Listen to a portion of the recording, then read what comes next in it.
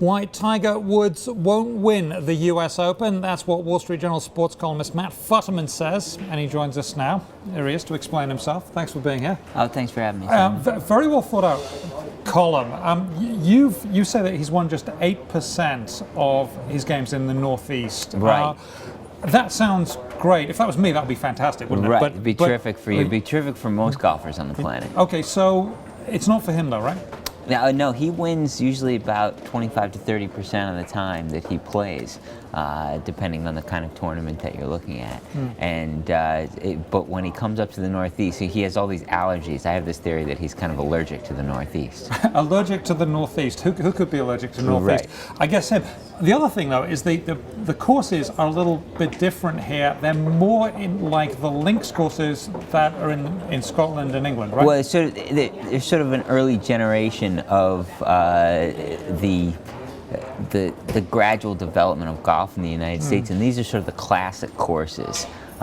This is where it all sort of started for golf in the U.S. and they were built before World War II, before really the advent of sort of heavy earth-moving machinery, and when that kind of machinery came into golf course construction, it became a lot easier to play golf. And a lot more undulating. So the undulations of the courses is something that Tiger Woods is known for being able to memorize, except maybe not in the Northeast. Well, they don't play that much up here. That's the thing. They don't.